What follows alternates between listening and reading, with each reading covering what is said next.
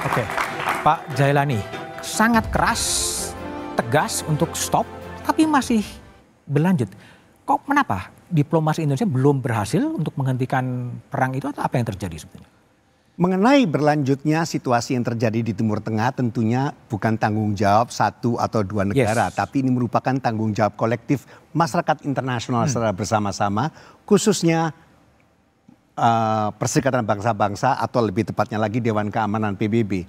Kita mengetahui bahwa Indonesia telah secara konsisten menyuarakan pentingnya Dewan Keamanan PBB untuk bertindak sesuai kewenangannya untuk menghentikan dan berlanjutnya konflik ini.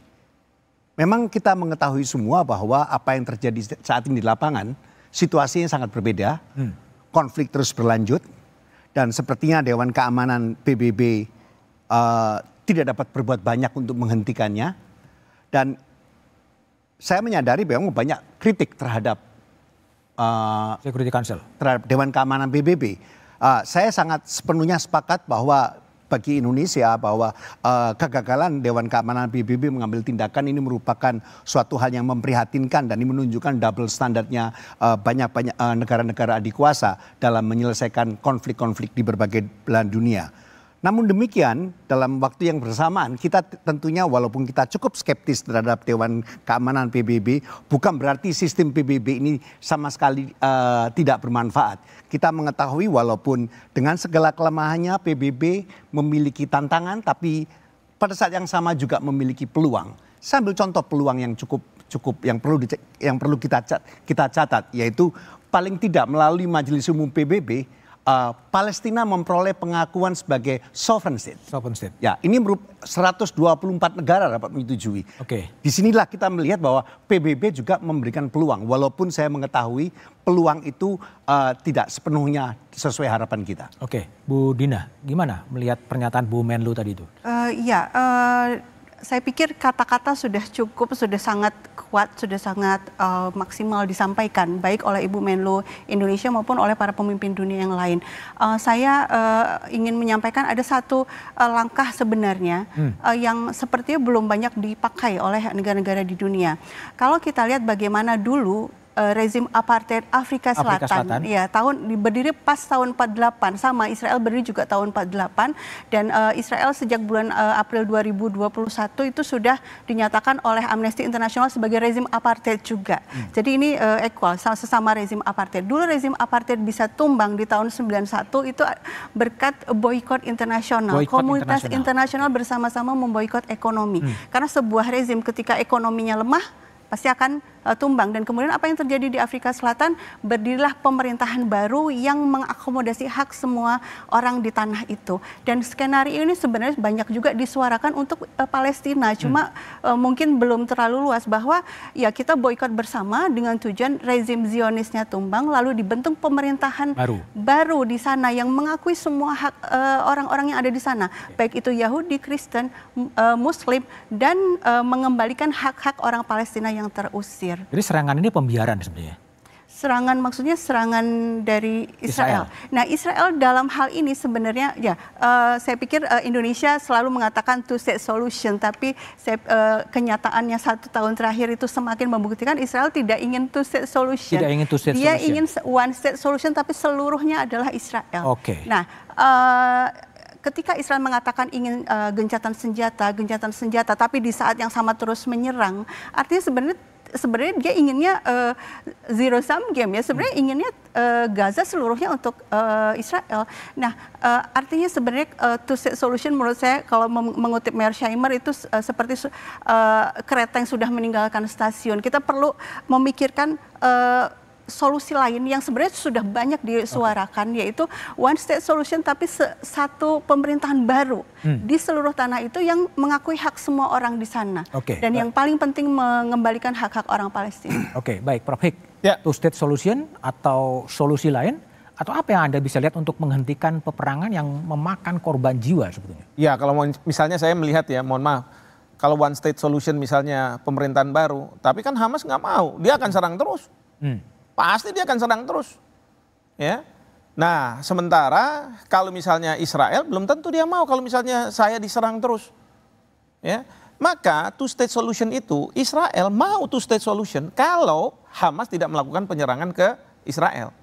Tapi masalahnya dia tidak mau memerdekakan Palestina. Ya, walaupun masyarakat internasional memerdekakan, sama kan ketika kita merdeka tahun 45, pengakuan dari internasional, tapi kan baru Belanda kasih kemerdekaan kita tahun 49. Ya kan? Artinya apa? Kalau misalnya negara yang menduduki itu tidak mau angkat kaki dari situ, maka jangan pernah berpikir bahwa Palestina akan merdeka. Nah, kalau saya melihat konteks sekarang harusnya kita buat coalition of the willing. Itu minilateral. Jadi koalisi siapa yang mau berada di belakang kita. Untuk apa? 3 hal. Kita berpihak pada perdamaian, kita berpihak kepada kemanusiaan, dan perang itu harus dihentikan. Oke. Kalau misalnya tidak, ya selesai. Oke. Karena misalnya Pak Prabowo, memang beliau waktu itu punya keterbatasan karena masih Menhan. Tapi Menhan itu kan punya tentara. Tentara yang bisa menggelar rumah sakit dan lain. Beliau kirim. Saya yakin kalau misalnya Pak Prabowo nanti menjadi presiden, dia akan melakukan lebih besar lagi, lebih banyak lagi. Seperti itu. Tapi gini, Prof. ICC kan sudah mengeluarkan surat perintah penangkapan ya pada Benyamin Netanyahu. Tapi juga nggak bisa dieksekusi. Pertanyaannya, ICC itu ada jaksanya, ada hakimnya. Polisinya siapa? Siapa yang mau ngambil Netanyahu untuk dibawa ke Den Haag? Kecuali kalau misalnya Netanyahu udah jatuh, lalu kemudian dia tidak disukai oleh rezim yang berlaku pada saat itu, lalu dengan senang hati Netanyahu akan dikirim. Adililah dia di sana. Seperti itu. Jadi kalau saya melihat ya, PBB itu udahlah, kita sulit mengharapkan. Kecuali tadi retorika. Nah, tapi saya ingat pada waktu Amerika mau menyerang Irak, kan PBB dapat veto dari Perancis, sehingga nggak secure itu resolusi Dewan Keamanan PBB. Amerika buat apa? Coalition of the willing.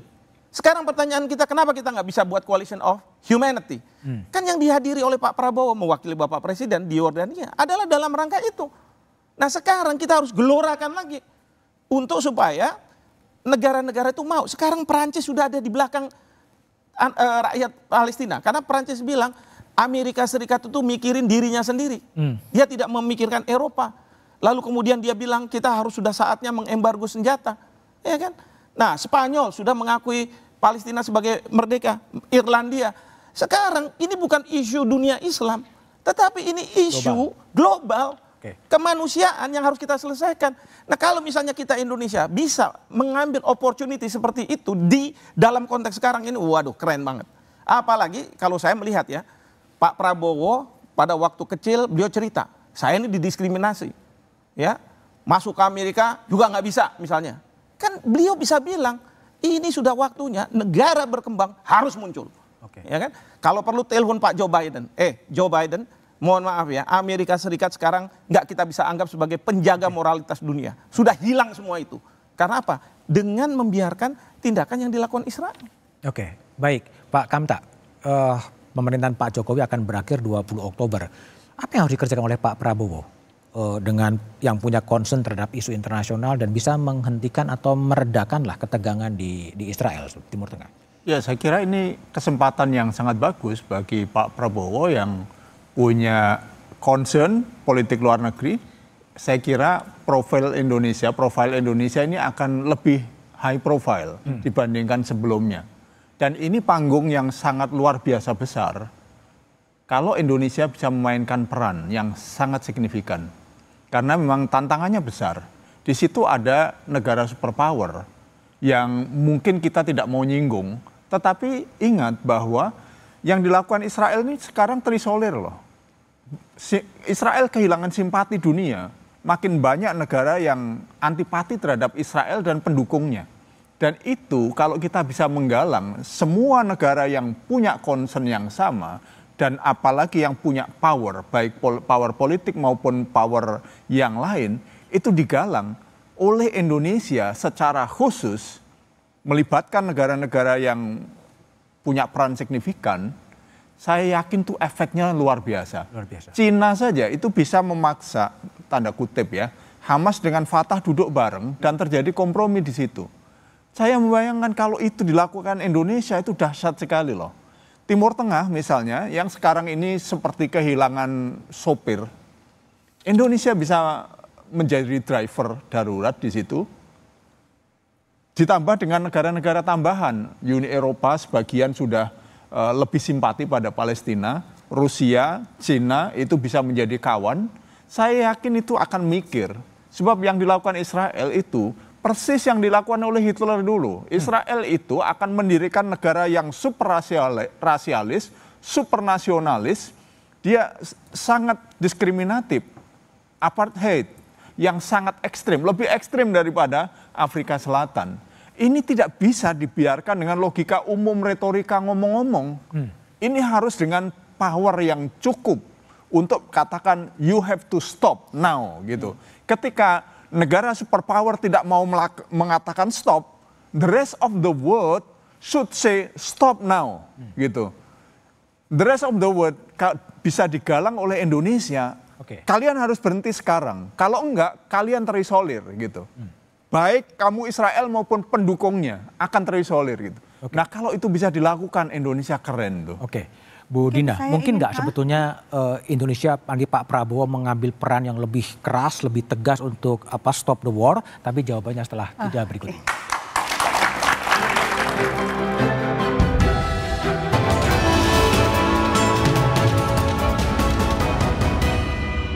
Setahun sudah